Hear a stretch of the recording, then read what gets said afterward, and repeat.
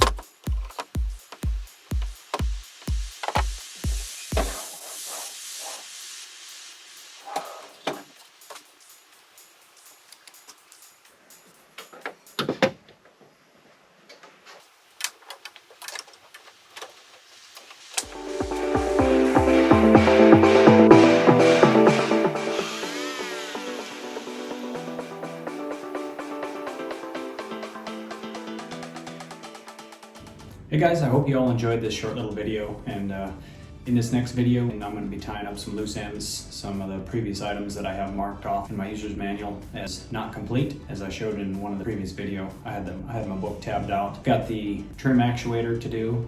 I've got to shim that up and get that straightened out. I also have to pull out the flight controls for the sticks for both the left and right side because they're all connected together. I'll be reaming out the hole a little bit where I need to torque down a bolt. I need to get a socket on one side and a torque wrench on the other side, and pretty much need a socket for both sides so I can torque that down, and that's a to-do list item as well. And then I need to be finishing up these center consoles, but before I do that, I got to get those floorboards completed and get them installed into the airplane. So thanks for watching, have a great day, and we'll see you on the next one.